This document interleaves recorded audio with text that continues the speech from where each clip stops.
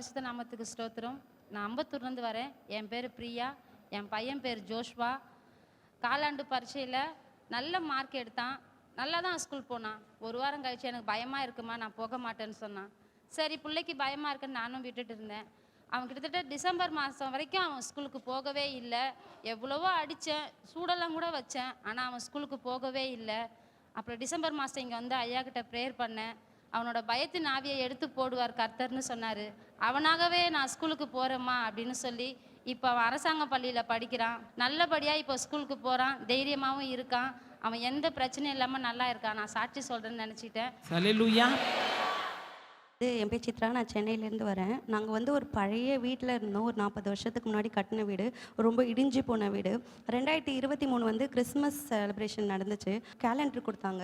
அப்போ ஐயா பிரதிஷ்டை பண்ணும்போது சொன்னாங்க, இந்த கேலண்டரில் அபிஷேகமும் வல்லமையும் இருக்குது, இதை நீங்கள் உங்கள் வீட்டில் மாட்டும் போதே உங்கள் வீட்டில் ஃபுல்லாக அபிஷேகம் இருக்கும், நம்பிக்கையோடு போங்க, எடுத்துகிட்டு போங்க. நாங்கள் வந்து அன்றைக்கே எடுத்துகிட்டு போய் எங்கள் வீட்டில் மாட்டிட்டேன். ஏன்னா மறுநாள் ஃப்ளட் வரப்போகுது, பழைய வீடு என்ன ஆகுமோ தெரியலையே, பயத்தில் எடுத்துகிட்டு போயிட்டு, ஆண்டவரே இது உங்கள் நம்பிக்கையில், நான் உங்கள் மேலே வச்சுருக்க நம்பிக்கையில் இந்த கேலண்டரை எங்கள் வீட்டில் மாட்டுறேன், எங்கள் வீட்டில் எந்த ஒரு பாதிப்பும் இருக்கக்கூடாது அப்படின்றதுனால நான் எடுத்துகிட்டு போய் மாட்டினேன். அந்த வெள்ளத்தில் எங்கள் வீடு பழைய வீடு, ஆனால் எந்த ஒரு சேதாரமும் இல்லாமல் ஆண்டவர் எங்கள் வீட்டை வேலி அடித்து பாதுகாத்தார். இந்த வருஷம் அதே கேலண்டரை எடுத்துகிட்டு போய் ஆண்டவர் எங்களுக்கு 4 மாடியில் வீடு கட்ட கிருபை செஞ்சு அந்த வீட்டில் மாட்ட எங்களுக்கு ஆண்டவர் உதவி செய்தார். ஹல்லேலூயா.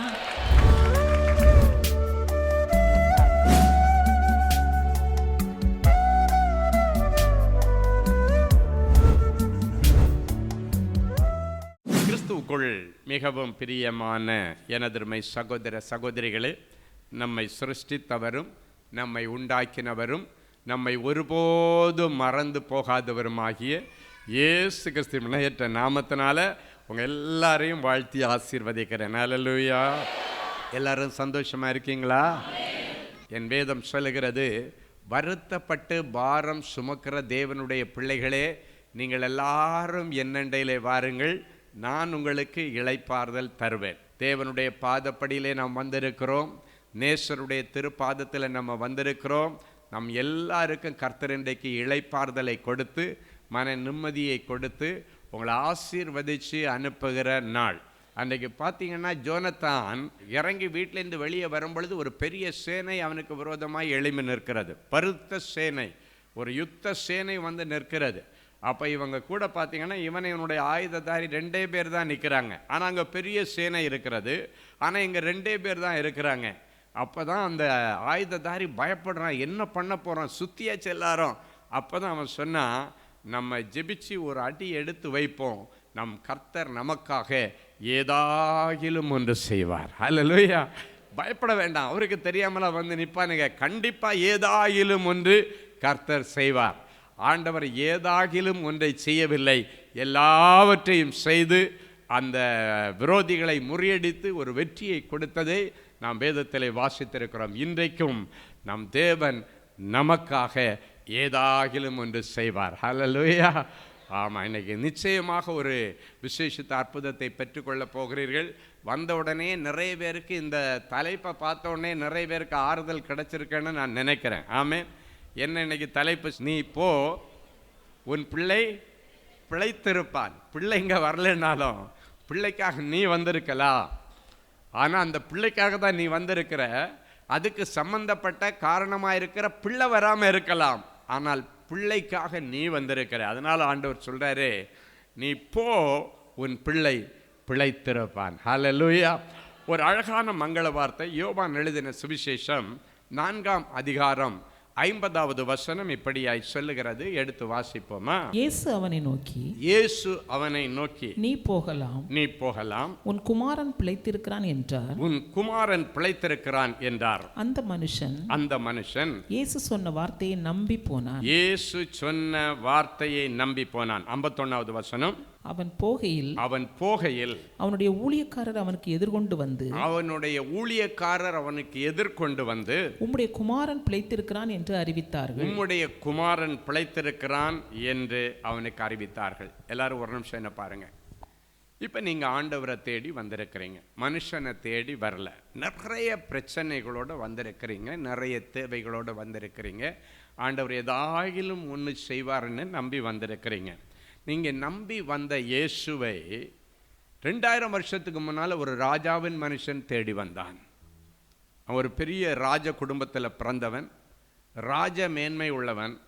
அவனுடைய பிள்ளை சாகிற தருவாயில் இருக்கும் பொழுது, எல்லா முயற்சிகளும் தோல்வி அடைந்த நேரத்தில் கடைசியாக அவனுக்கு ஒன்று மட்டும் மனசில் புரிகிறது, இதுக்கு வேறு வழியே இல்லை, ஆண்டவர் ஒருவர் தான் வழி. வேற யாரும் நினச்சி அவனை காப்பாற்ற முடியாது. மருத்துவர்கள் எல்லாம் அவனை கைவிட்டுட்டாங்க. அவன் கொஞ்சம் கொஞ்சமாக செத்துக்கிட்டு இருக்கிறான். மரணத்தின் விளிம்பு வரைக்கும் போயிட்டான். இவன் இங்கே வந்து இயேசுநாதரை கூட்டுட்டு போகிறது வரைக்கும் அவனுடைய உயிர் இருக்குமா அப்படின்றது கேள்விக்குறியாக இருக்கிற ஒரு காரியம். அந்த பகுதியை வாசிக்கும் போது உங்களுக்கு தெரியும், அவங்க அப்பா வந்து இயேசுவை சொல்லி கூட்டுட்டு போய் அவனுக்கு சுகம் வாங்கி கொடுக்கறது வரைக்கும் அவனுடைய உயிர் இருக்குமான்னு தெரியாது. உயிர் ஊசலாடி கொண்டிருக்கிற நிலைமையில் அவங்க தகப்பனுக்கு ஒரு நம்பிக்கை இருந்தது, இதுக்கு ஒரே வழி ஆண்டவராகி இயேசு கிறிஸ்து. ஏன்னா அவன் கேள்விப்பட்டது என்னன்னா, அவர் நன்மை செய்கிறவராய் சுற்றி தெரிகிறார், அநேக நோய்வாய்ப்பட்டவர்களை குணமாக்குகிறார், குருடர்களை பார்வடைய வைக்கிறார், முடவர்களை எழும்பி நடக்க வைக்கிறார், காது கேட்காதவர்களை கேட்க வைக்கிறார், பிசாசுக்களை துரத்துகிறார், செத்துப்போனவர்களை கூட அவர் உயிரோடு எழுப்புகிறார் என்பதை அவன் கேள்விப்பட்டு சரியான இடத்தை தேடி வந்தான். நீங்களும் இன்றைக்கு சரியான இடத்தை தேடி, சரியான தேவனை தேடி, அவர் ஒருவரே இதற்கு மார்க்கம், இவர் ஒருவரே தான் வழி, எல்லா வழியும் நான் பார்த்தாச்சு, இதுக்கு மேலே ஒரு வழியும் இல்லை, ஆண்டவர் விட்ட வழி என்று சொல்லி அந்த ராஜாவின் மனுஷன் வந்தது போல நீங்கள் இன்றைக்கு என் இயேசுவை தேடி நம்பிக்கையோடு வந்திருக்கிறீங்க. நான் வந்த ஆண்டவரிடத்தில் பாதத்தில் அப்படியே சரண்டர் ஆகிட்டேன். ஆண்டவரே, என் பிள்ளை கொஞ்சம் கொஞ்சமாக செத்துட்டு இருக்கிறான், மரணத்தின் விளிம்பில் இருக்கிறான், யாராலே அவனை காப்பாற்ற முடியலை, நீர் வந்து என் பிள்ளையை உயிர் பிழைக்க வைக்க வேண்டும். அப்போ அந்த நேரம் ஆண்டவர் சொல்கிறாரு, நீங்கள் எல்லாம் ஏதாவது அற்புதம் நடந்தால் தான்ப்பா நீங்கள் விசுவாசிப்பீங்க, இல்லைன்னா உங்களுக்கு நம்பிக்கை வராது. இப்படி எல்லாம் ஒரு அற்புதம் நடக்கிறதுனால தான் நீ நம்பி வந்திருக்கிற, இல்லைன்னா நீ வந்திருக்க மாட்ட. நீ கேள்விப்பட்டிருக்கிற இயேசுநாதர் நிறைய அற்புதங்களை செய்கிறார். நல்ல கவனிங்க, இயேசுநாதர் அவனிடத்தில் பேசினதற்கும் அதற்கு அவன் சொன்ன பதிலுக்கும் சம்பந்தம் இல்லை. ஏன்னா எதை அவன் காதில் வாங்குற நிலைமையில் இல்லை. காரணம், அவனுடைய எண்ணம் எல்லாம் பிள்ளை செத்துக்கிட்டு இருக்கிறான். இப்போ இயேசுநாதர் இப்படி சொன்னால், இல்லை ஆண்டவரே நான் நம்பி தான் வந்திருக்கிறேன், இதுதான் பதில். இல்லை நான் நம்பலைனாலும் இன்னைக்கு அந்த அவிசுவாசம் நீங்கும்படி நான் உங்கள்கிட்ட ஜெபிக்கிற ஆண்டவரேன்னு சொல்லணும். இதுதான் அவனுக்கு இயேசு கேட்ட கேள்விக்கு பதில் சொல்லியிருக்கணும். ஆனால் அவன் சம்பந்தம் இல்லாத ஒரு பதிலை சொல்லுகிறான். அவன் என்ன சொல்கிறான், ஆண்டவரே என் பிள்ளை சாகிறதுக்குள்ளால நீங்கள் வர வேண்டும். அப்படின்னா என்ன அர்த்தம் தெரியுமா? இப்படி பேசிகிட்டு இருந்த அதுக்குள்ளால என் பிள்ளை செத்துருவான் ஆண்டவரே, இதெல்லாம் அப்புறம் பேசிக்கலாம் ஆண்டவரே அப்படின்றத உள் அடக்கின அர்த்தம். இதெல்லாம் இப்போ பேசிகிட்டு இருக்கிற நேரம் இல்லை. ஏன்னா ஒவ்வொரு செகண்டும் என் பிள்ளை மரணத்தை நோக்கி ரொம்ப க்ளோஸாக போயிட்டு இருக்கிறான். அதனால அவன் சொல்கிறான், என் பிள்ளை சாகிறதுக்குள்ளே நீ வர வேண்டும். ஆண்டவனுடைய விசுவாசத்தை பார்த்தார். அவனுடைய நம்பிக்கை என்ன? இயேசுநாதர் இங்கேருந்து போகிறது வரைக்கும் உயிர் தாங்குமா தாங்காதுன்றதுனால அவன் படபடத்து கொண்டிருக்கிறபடினால இதுக்கு மேலே ஒரு நிமிஷம் கூட, ஒரு செகண்ட் கூட அவனுடைய இந்த வருத்தம் நீடிக்கக்கூடாது, இந்த டென்ஷன் நீடிக்கக்கூடாது. படக்கிற அவன் போகிற நேரத்து வரைக்கும் அவனுடைய மனசு அடிச்சுக்கிட்டே கிடக்கும். அதனால இம்மீடியட்டாக அவனுக்கு ஒரு நல்லது செய்யலான்னு சொல்லிட்டு ஆண்டவர் சொல்லிட்டாரு, நீ போகலாம், உன் பிள்ளை பிழைத்திருப்பான். நான் வரணுன்ற அவசியமே இல்லைப்பா, நான் சொல்லிட்டேன்ல, நீ போகலாம், உன் பிள்ளை பிழைத்திருப்பான். அந்த வார்த்தையை நம்பி அவன் போனான். பாதி வழி போகும் பொழுது அவனுக்கு நற்செய்தி வருகிறது, உங்கள் பிள்ளை அபாய கட்டத்தை தாண்டிட்டான், பிழைச்சிட்டான், மரணத்திலிருந்து வெளியே வந்துட்டான் அப்படின்னு சொன்ன பொழுது, அப்போ எத்தனை மணிக்குன்னு கேட்குறான். எத்தனை மணிக்குப்பா இது நடந்தது அப்படின்னு கேட்கும்போது அவங்க ஒரு டைம் சொல்கிறாங்க. அந்த டைம் எதுன்னா, எப்போ ஆண்டவர் நீ போகலாம் உன் பிள்ளை பிழைத்திருப்பான்னு சொன்னாரோ அதே செகண்டில் அங்கே ஜீவன் வந்தது. ஹல்லேலூயா. அவர் இங்கே இருந்து சொன்னார், அந்த பிள்ளை இருக்கிற இடத்துல ஜீவன் வந்தது. ஹல்லேலூயா. அதை நிமித்தம் அழகான வசனம் சொல்லுகிறது, யோவான் 4:53, பிள்ளை பிழைத்திருக்கிறான் என்று இயேசு தன்னுடனே சொன்ன அந்த மணி நேரம் அதுவே என்று அறிந்து அவனும் அவன் வீட்டார் எல்லாரும் விசுவாசித்தார்கள். இன்னைக்கு பிறகு உங்கள் வீட்டில் யார் யாருக்கு இயேசுவை பற்றி சொல்லியும் அவங்க விசுவாசிக்கவில்லையோ அவங்கள விசுவாசிக்கத்தக்கதாக உன் வீட்டில் இன்றைக்கு ஒரு அற்புதம் நடக்கும். அன்றைக்கு பாருங்க, இப்படி ஒரு பெரிய அற்புதம் நடந்ததுனால குடும்பத்தார் எல்லாம் ஆச்சரியப்பட்டு, இது தேவன் ஒருவராலே தான் கூடும், இது நம்முடைய சக்திக்கெல்லாம் அப்பாற்பட்டது, நம்முடைய செல்வாக்குக்கு அப்பாற்பட்டது, நம்முடைய அதிகாரத்திற்கு அப்பாற்பட்டது, நம்ம ராஜ குடும்பமாக தான் இருக்கிறோம், ஆனாலும் நம்முடைய கை மீறி ஒன்று இருக்கிறது, அது அந்த ராஜாதி ராஜாவுடைய கரம். இந்த குடும்பம் முழுவதும் ரட்சிக்கப்பட்டது. இன்றைக்கு உன் குடும்பத்தை ரட்சிப்பதற்காகவே ஆண்டவர் ஒரு நோக்கத்தோடு உன்னை கொண்டு வந்திருக்கிறார். உலக மகா அற்புதம் ஒன்று உன் குடும்பத்தில் இன்றைக்கு நடக்க போகிறது. நீ இங்கே பேசிகிட்டு இருக்கிற நேரத்தில், இங்கே ஜெபிச்சிட்டு இருக்கிற நேரத்தில் உன் பிள்ளை இருக்கிற இடத்துல பிள்ளைக்கு ஒரு அற்புதம் நடக்க போகிறது. ஏன்னா ஆண்டவர் உங்களை பார்த்து சொல்கிறார், எல்லாரை பார்த்து, நீ உன் பிள்ளைக்கு எதுக்காக வந்திருக்கிறா? பிள்ளைக்கு வேலைக்காக வந்தியா? பிள்ளையுடைய மனம் திரும்புதலுக்காக வந்திருக்கிறியா? இல்லை பிள்ளையுடைய ஒரு சுப காரியம் நடக்கணும்னு வந்திருக்கிறீங்களா? இல்லை பிள்ளைக்கு ஒரு கற்பத்தின் கனி கிடைக்கணும்னு வந்திருக்கிறீங்களா? இல்லை பிள்ளைக்கு வரப்போகிற அந்த இன்டர்வியூ சக்ஸஸ் ஆகணும்னு வந்திருக்கிறீங்களா? இல்லை பிள்ளைக்கு கிடைச்சிருக்கிற அந்த விசா அப்பாயின்மெண்ட் சக்ஸஸ் ஆகணும்னு வந்திருக்கிறீங்களா? என்ன காரணத்திற்காக வந்திருக்கிறீர்கள்? அந்த காரியம் இன்றைக்கு நீங்கள் போகும் பொழுது நிறைவேறி இருக்கும். ஏன்னா ஆண்டவர் சொல்லிட்டார், அவர் நேற்றும் இன்றும் என்றும் மாறாதவர். ஏதோ ஒரு காரியம் உன் பிள்ளையை குறித்து உன் இருதயத்தை அழுத்தி கொண்டிருக்கிறது. அது ஒருவேளை உன் பிள்ளையுடைய ரட்சிப்பாக இருக்கலாம், பிள்ளையுடைய எதிர்காலமாக இருக்கலாம், பிள்ளையுடைய குடும்பத்தின் ரட்சிப்பாக இருக்கலாம். எதுவாக இருந்தாலும் இன்றைக்கு இந்த இரவோடு இரவாக எப்படி ராஜாவின் மனுஷன் ஆண்டவரிடத்தில் பேசி கொண்டிருக்கும் பொழுது அதே செகண்ட்ல அந்த பிள்ளை சாவின் விளிம்பில் கிடந்த பிள்ளைக்கு உயிர் கிடைத்ததோ, அதே போல உன் ஆண்டவர் தூரத்திற்கும் தேவன் சமீபத்திற்கும் தேவன். இன்றைக்கு உன் பிள்ளையை குறித்து வந்த காரியம் நிறைவேறிட்டு நீ போகலாம். உன் பிள்ளை வாழ்ந்திருக்கிறதை பார்ப்பீர்கள். உன் பிள்ளைக்கு விரும்பி வந்த காரியத்தை கர்த்தர் நிறைவேற்றி இருக்கிறதை நீங்கள் பார்ப்பீர்கள். நிறைய பேர் இங்கே இருக்கிறதுல 199 பேர் தங்கள் பிள்ளைகளை குறித்த கவலையோடே வந்திருக்கிறீர்கள். உங்கள் பிள்ளைகளை குறித்த, பேர பிள்ளைகளை குறித்த ஏக்கத்தோடு வந்திருக்கிறீர்கள். பொதுவாக பார்த்தீங்கன்னா ஏன் பிசாசு பிள்ளைகளை டார்கெட் பண்ணுறான்? நிறைய பேருடைய இருதயத்தில் ஒரு கேள்வி, ஏன் என்ன டார்கெட் பண்ணாமல் என் பிள்ளைகளை குறி வச்சு அவன் டார்கெட் பண்ணான்? ஏன் என் பிள்ளையே அடிக்கிறான்? ஏன் என் பிள்ளைக்கே தொடர்ந்து சோதனை வருகிறது என்கிற கேள்வி உங்களுக்குள்ளே இருக்கலாம். என்ன தெரியுமா? அவனுக்கு ஒன்று தெரியும், தான் ஆடலைனாலும் சதா ஆடான். அந்த பிள்ளைக்கு ஒன்றுன்னா முழு குடும்பமும் துடி துடித்து போகும். தகப்பனுக்கு ஒன்றுன்னா அதனால வருகிற அந்த விபரீதத்திற்கும் பிள்ளைகளுடைய வாழ்க்கையில் வருகிற விபரீதத்திற்கும் வித்தியாசம் இருக்கிறது.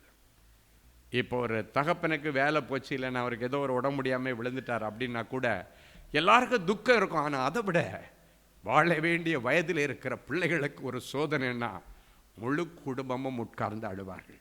முழு குடும்பத்தையும் சோர்வுக்குள்ள நடத்தி முழு குடும்பத்தையும் விழ பண்ணுவது அவனுடைய திட்டமாக இருக்கும். அதுக்காக தான் அவன் பிள்ளைகளை டார்கெட் பண்ணுறான்.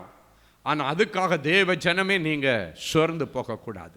நம்முடைய பிள்ளைகளுக்காக என் தெய்வம் உயிரை கொடுத்திருக்கிறார். உன் பிள்ளைக்காக கொடுத்திருக்கிறார். உன் மகனுக்காக, உன் மகளுக்காக, உன்னுடைய பேர பிள்ளைகளுக்காக ஆண்டவர் உயிரை கொடுத்திருக்கிறார். அவர் கட்டாயம் அவர்களை காப்பாற்றுவார். சில மாதங்களுக்கு முன்பாக கவுன்சிலிங்கில் ஒரு சுவாரஸ்யமான ஒரு சம்பவம். ஒரு அம்மாவும் அப்பாவும் வந்தாங்க, கவுன்சிலிங்காக வேண்டி வந்தாங்க. வந்து உள்ளால வரும்போது என்ட்ராகும் பொழுதே ஓன்னு அழுறாங்க அந்த அம்மா. அவர் தட்டி கொடுக்குறாரு. வேற என்ன பண்ண முடியும்? புருஷன் தட்டி கொடுத்து தானே ஆகணும், அவர் தானே தட்டி கொடுக்க முடியும். கேபினுக்குள்ளே என்ட்ரு ஆகுறாங்க, ஒரே அழுக. அப்படியே வந்து என்னுடைய மார்பில் சாஞ்சி நின்றுட்டு ரொம்ப நேரம் அழுதாங்க.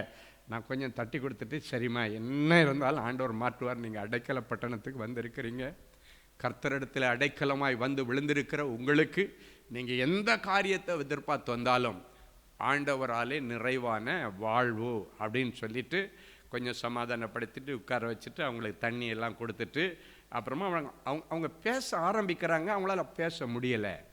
அப்புறமா நான் சொன்னேன், சரிம்மா நீங்கள் அமைதியாக இருங்க. அவங்க ஹஸ்பண்ட்கிட்ட சொன்னேன், ஐயா நீங்கள் சொல்லுங்கள் என்ன பிரச்சனை அப்போ அவங்க சொன்னாங்க, என் பையன் கல்யாணம் ஆகாத பொண்ணை விரும்பி வந்துட்டானுன்னா அது என்ன மார்க்கமாக இருந்தால் கூட பரவாயில்ல, கிறிஸ்டியனில் மாற்றி கூட அவனுக்கு கல்யாணம் பண்ணி வச்சுருப்போம். அவனுக்கு வசதி அவளுக்கு இருக்கோ இல்லையோ, அவளுக்கு செல்வம் என்ன இருக்கு, அவங்க பேரண்ட்ஸுடைய பேக்ரவுண்ட் என்ன, ஒன்றும் பார்க்காம என் பிள்ளை கேட்டுட்டான்ற ஒரே நோக்கத்தோட என் பிள்ளைக்காகத்தானே நாங்கள் இருக்கிற என்ன வேணாலும் சொல்லி செய்து கொடுத்துருப்போம். ஆனால் இப்போ அவன் கேட்குறத எங்களால் பண்ணி வைக்க முடியாது. அப்படி என்னையா பிரச்சனை? கல்யாணம் ஆகி 2 பிள்ளைகளோட இருக்கிற ஒருத்தியை கல்யாணம் பண்ண வேணும்னு சொல்கிறா. நான் எங்கேயா போய் அடிச்சுக்க முடியும்? எப்படி ஐயா இதை நான் என் பிள்ளைக்கு செய்து வைக்க முடியும்? அவளுக்குன்னு ஒரு புருஷன் இருக்கிறான். ஆனால் இவங்க 2 பேருக்குள்ள தேவையில்லாத தொடர்பு நிமித்தம் அவளும் தன் புருஷனையும் பிள்ளைகளையும் விடுறதுக்கு அவள் ஆயத்தமாக இருக்கிறா. இந்த சூழ்நிலையில் உன்னை நம்பி நான் வர்றேன்னு சொல்லிட்டு இருக்க, அவள் தயாராக இருக்கிறா. அப்போ நான் சொன்னேன், அவள் தயாராக இருக்கலாம், ஆண்டவர் தயாராக இல்லை. ஒருத்தங்களை அழிச்சு அந்த வேதனையில் உங்கள் பிள்ளையுடைய வாழ்க்கை ஆரம்பிக்கக்கூடாது. அந்த வீட்டில் உள்ள பெற்றோருடைய மனநிலை எப்படி இருக்கு யோசித்து பாருங்க. நான் சொன்னேன், இதுதான் நீங்கள் அழுத ரகசியமா? என் ஆண்டவருக்கு தெரியும். நம்ம முட்டி போடுவோம், ஆண்டவர் நமக்காக ஏதாவது ஒன்று செய்வார். நீங்க கேட்கிறது நியாயமான காரியம். கண்டிப்பாக ஆண்டவர் ஏதாகிலும் ஒரு அற்புதத்தை செய்வார். நீங்க ஒன்றும் கவலைப்படாதீங்கன்னு சொல்லி அப்படியே முட்டி போட்டு அவங்களுக்கு ஆறுதலாக சில காரியங்களை சொல்லி அவங்களுக்காக ஜெபம் பண்ணும் பொழுது ஆண்டவர் சொன்னார், இன்று கண்ட எகிப்தியனை இனி என்றைக்குமே அவன் காண முடியாது. ஹல்லேலூயா சொல்லி சொன்னார், பாபிலோனிய ஸ்திரீயிடத்தில் குடியிருக்கிற சீயோனே, அதிலிருந்து உன்னை விடுவித்துக்கொள், பிற்பாடு மகிமை உண்டாகும் என்று சேனைகளின் கர்த்தர் சொல்லுகிறார். இந்த பாபிலோனிய சால்வையை என்னுடைய வாழ்க்கையில் என்று அப்படியே நான் தூக்கி போடுறேன், அதிலிருந்து அவனை நான் விடுவித்து கொண்டு வருவேன் என்று ஆண்டவர் சொல்லி ஒரு வாக்கு கொடுத்தார். வாக்கு கிடைச்ச இவங்களுக்கு எவ்வளோ நாங்கள் சொல்லிட்டோம் பிரதர். நான் சொன்னேன், அவர் அனுப்பின வார்த்தை காரியத்தை நடப்பித்து திரும்பும். நீங்கள் போங்க, நீங்கள் இங்கே பேசிட்டு இருக்கிற நேரத்தில் உங்கள் பிள்ளைகிட்ட ஒரு அற்புதம் நடக்கும் சொல்லிட்டு கடைசியாக சொன்னார், அவர்கள் தங்களுக்குள்ளே வெட்டுண்டார்கள். அப்படின்னா மாறி மாறி சண்டை போட்டுக்கிட்டாங்க. உங்கள் பிள்ளையை நான் திருத்தி கொண்டு வந்து உங்கள் கையில் கொடுப்பேன்னு சொல்லிட்டு ஆண்டவர் சொன்னார். கரெக்டாக பாருங்கள், அவங்க சொல்லி இந்த காரியத்தை சொல்லி நான் ஜெர்மனி அனுப்பி விட்டுட்டேன். இவங்க வீட்டுக்கு போகிறாங்க, அவன் நிறைய மிஸ்டு கால் அடிச்சிருக்கான். இங்கேருந்து கிளம்பி போய் அவங்க சொல்கிறாங்க, கரெக்டாக இந்த அவனுடைய இருதயத்தில் உணர்வடைந்த நேரத்தை அந்த பெற்றோர்கள் சொல்கிறாங்க, எப்போ ஆண்டவரங்க வார்த்தை கொடுத்தாரோ, பாபிலோனிய ஸ்திரீயிடத்தில் குடியிருக்கிற சீயோனே, அதிலிருந்து உன்னை விடுவித்துக்கொள், பிற்பாடு மகிமை உண்டாகும் என்று கர்த்தர் சொல்ல, அவன் வாழ்க்கையில் நீ மகிமையை பார்க்கணும்னா அதை விடணும் அப்படின்ற வார்த்தை புறப்பட்டு போய் அந்த நேரத்தில் அங்கே ஒரு காரியத்தை செய்தது. பார்த்தா அவங்களுக்குள்ளால பெரிய போராட்டம். அந்த போராட்டத்து நிமித்தம் சரியான முடிவெடுக்க அவன் தீர்மானித்தான். கண்கள் திறக்கப்பட்டது. அவங்க அந்த சாட்சி அனுப்பும் பொழுது எழுதியிருந்தாங்க, ஐயா அவனுடைய கண்களை கர்த்தர் திறந்தார். எப்ப இங்க ஜெபம் பண்ணிட்டு போனா கரெக்டா அந்த நேரத்தில் கர்த்தர் அங்கு வெளிப்பட்டார். எதுக்கு இதை சொல்றேன்னா, என் இயேசு சொன்னால் சொன்னபடி செய்வார். அவர் வாக்கு மாறாத ஆண்டவர். அவர் இன்றைக்கும் நம்மோடு வாழுகிற தெய்வம். அவரை ஒரு குறிப்பிட்ட லெவல்ல வச்சு அப்படியே பார்த்து அழகு பார்க்கிறதற்கு அல்ல, அவரிடத்தில் விழுந்து கிடந்து மண்டியிட்டு கிடந்து அழுவதற்கல்ல, அவர் உன்னோடு வாழ ஆசைப்படுகிறவர், உன் சுக துக்கங்களிலே பங்கு கொள்ள ஆசைப்படுகிறவர். மரியாள் அழுகிறதையும் அவளோடு கூட இருந்த யூத ஜனங்கள் அழுகிறதையும் தன் ஆவியிலே கண்டு கலங்கி கண்ணீர் வடித்தவர். உனக்கு வந்ததுக்கு எனக்கு என்னான்னு இருக்கிற தெய்வம் அல்ல, ரோட்ல தன் ஒரே பிள்ளையை அடக்கம் பண்ண கொண்டு போய் கொண்டிருக்கிற இந்த விதவை யாருமே அவர்கிட்ட ரெக்கமெண்ட் பண்ணல. இருதயத்தில் அவளை கண்டு மனதுருகினார். ஐயோ அவளுக்கு புருஷன் கிடையாது, இருந்தது இந்த ஒரே பிள்ளை, இந்த பிள்ளையும் போயிட்டா, இதுக்கு மேலே இவளுக்கு யார் துணை இருக்கிறார்கள்? அவர் குறிப்படிந்து செயல்படுகிற தெய்வம், நேரம் அறிந்து செயல்படுகிற தெய்வம். பார்த்தாரு, அவருடைய நிலைமையை அறிந்து எங்கேயோ போயிட்டு இருக்கிற வழி ஆண்டவே, எங்கேயோ ஊழியத்துக்கு ஆண்டவர் போயிட்டு இருக்கிற நேரத்தில் இதை பார்த்தார். அவருடைய நிலைமையை கண்டவர் மனதுருகினார். அப்படியே அந்த பாடைக்கு பக்கத்தில் போய் அந்த பிள்ளையை சுமந்துட்டு போகிறாங்க, பாடியை, டெட் பாடியை சுமந்துட்டு போகிறாங்க. இந்த பாடையை தொட்டார். அவர் தொட்ட உடனே அதை சுமக்கிறவர்கள் நின்றார்கள். ஒரே ஒரு வார்த்தை சொன்னார், வாலிபனே எழுந்திரு. அவன் உயிரோடு எழும்பினான். இந்த தாயிடத்தில் ஒப்பு கொடுத்து தட்டி கொடுத்துட்டு, ஹாப்பியா இருமகளே சொல்லிட்டு போனேன். அந்த தெய்வத்தை தேடி நீ வந்திருக்கிறாய். என்ன இன்டர்வியூ பிரச்சனையோ, என்ன வேலை பிரச்சனையோ, என்ன கடன் பிரச்சனையோ, அவரால் தீர்க்க முடியாத ஒன்று இந்த உலகத்தில் எதுவும் கிடையாது. வேதமே சவால் விட்டு கேட்கிறது, என்னால் செய்யக்கூடாத அதிசயமான காரியம் ஒன்று உண்டோ அப்படின்னு ஒரு இடத்துல கேட்கிறது. ஆனால் அதற்கு பதில் இன்னொரு இடத்துல எழுதப்பட்டிருக்கிறது, அவரால் செய்ய முடியாத அதிசயமான காரியம் ஒன்றுமில்லை. அவர் பிறக்கும் பொழுதே அதிசயமானவர் என்ற பெயரோடு பிறந்தாண்டு. இன்னைக்கு உனக்கு என்ன அதிசயம் நடக்கணும்னு நீ எதிர்பார்த்து வந்திருக்கிறாயோ, அந்த அதிசயத்தை ஆண்டவர் இன்றைக்கு செய்வார், இந்த நிமிஷத்தில் செய்வார். அவர் சொல்லியும் செய்யாதிருப்பாரோ? அவர் சொன்னதை சொன்னபடி செய்கிற ஆண்டவர், அவர் வாக்குமாறாத ஆண்டவர். உன் பிள்ளைகளை குறித்து நீ என்னென்ன பாரத்தோட வந்திருக்கிறியோ எல்லா பாரங்களையும் கர்த்தர் இன்றைக்கு உங்களிடத்திலிருந்து எடுத்து போடுவார். ஹல்லேலூயா. அன்பு சகோதரனே சகோதரியே, பிள்ளைகளை குறித்த கவலை, வியாதியை குறித்த கவலை, வருமானம் இல்லையேன்ற கவலை, ரட்சிப்பு குடும்பத்தில் கிடைக்கலையேன்னு ஒரு கவலை, எதுவா இருந்தாலும் சரி, இன்னைக்கு ஆண்டவர் சொல்லிட்டார், நீ போ, உன் பிள்ளை பிழைத்திருப்பான். உன் பிள்ளை சம்பந்தப்பட்ட என்ன விண்ணப்பமாக இருந்தாலும் கர்த்தர் இன்றைக்கு இந்த ஜெபத்தை நீ கேட்டுட்டு இருக்கிற நேரத்தில், அவர் தூரத்திற்கு மாத்திரமா தேவன், அவர் சமீபத்திற்கு மாத்திரமா தேவன், அவர் சமீபத்திற்கும் தூரத்திற்கும் தேவன். உன் பிள்ளை எந்த ஊரில், எந்த தேசத்தில், எந்த பட்டணத்தில், எந்த கிராமத்தில், ஒருவேளை உன் பிள்ளை இப்பொழுது ஒயின் ஷாப்பில் இருந்தால் கூட சரி, தகாத ஒரு இடத்துல இருந்தாலும் சரி, அவர் பாதாளத்துக்குள்ள போனாலும் கடந்து வருகிறவர். உன் பிள்ளை இருக்கிற இடத்துல கர்த்தருடைய அனுக்கிரக கரம் அந்த பிள்ளை மேல வைக்கப்படுகிறது. ரட்சிப்பின் அபிஷேகத்தை பிள்ளைகள் மேல் ஆண்டவர் ஊற்றுகிறார். உன் பிள்ளைகளை நீ வாழ்ந்திருப்பார்கள். தடைப்பட்டிருக்கிற பிள்ளைகளுடைய திருமண காரியங்கள் நடக்கட்டும் சுவாமி. தடைப்பட்டிருக்கிற பிள்ளைகளுடைய வேலை காரியங்கள் நடப்பதாக. தடைப்பட்டிருக்கிற பிள்ளைகளுடைய விசா காரியங்களை கர்த்தர் நிறைவேற்றி தருவீராக. என் பிள்ளைகளுடைய சரீரத்தில் இருக்கிற எல்லா வியாதிகளுக்கும் முடிவை கொண்டு வார். இவர்கள் பிள்ளைகளை குறித்த தேவனுடைய திட்டங்கள் நிறைவேறுவதாக, நிறைவேறுவதாக. நீ போ, உன் வாயோடு வாயாயிருந்து பேசுவேன் என்று சொன்னேன். திறமை இல்லை, தாளந்து இல்லை, என்னால் எதையுமே செய்ய முடியலை, மனுஷ முகத்தை பார்த்து பேச முடியலை என்று சொல்லுகிற பிள்ளைகளுக்குள்ளால மோசேக்கு கொடுத்த பலனை நீர் கொடுக்கிறீர். அவனுக்கு ஒரு கோலை கையிலே கொடுத்திருக்கிறீர். இவர்களுடைய ஊனமான மனசுக்குள்ளால கர்த்தருடைய வல்லமை என்கிற கோல் இறங்கி வருவதாக, வார்த்தை என்கிற கோல் இறங்கி வருவதாக. அதை கொண்டு என் பிள்ளைகள் காரியங்களை ஜெயமெடுப்பார்களாக. உலகம், மாமிசம், பிசாசை ஜெயிக்கிற ஜெயத்தை தார். அவனுடைய கையில் இருந்த கோலை கொண்டு சவால் நிறைந்த அந்த பெரிய செங்கடலை பிளந்தவர் இவர்கள் வாழ்க்கையில் இருக்கிற சவால்களை பிளக்கிற கிருபையை என் பிள்ளைகளுக்கு தாரும். வட்டாந்தரையிலே நடத்தி கானான் தேசத்திலே கொண்டு போய் சேர்த்த ஆண்டவர் இவர்களுக்கும் அப்படியே நீர் செய்யும்படி இவர்களை ஆசீர்வதித்து ஜெபிக்கிறேன்.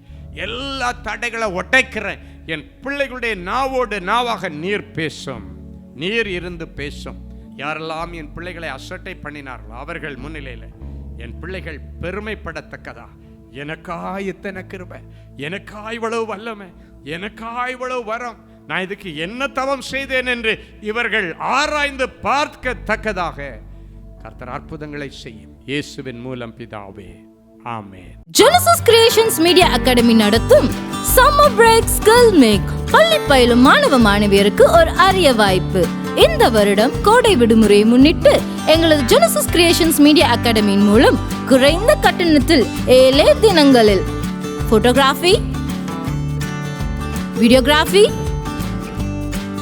போட்டோஷாப், வீடியோ எடிட்டிங் ஆகிய தொழிற்கல்விகளை மிக சிறந்த முறையில் பயிற்றுவிக்க நாங்கள் திட்டமிட்டுள்ளோம். மேலும் விவரங்களுக்கு 7824850999 என்ற எண்களை தொடர்பு கொள்ளவும். கிறிஸ்துவுக்குள் அன்பானவர்களே, ஆண்டவராகிய இயேசு கிறிஸ்துவின் இனிய நாமத்தில் அன்பின் வாழ்த்துக்கள்.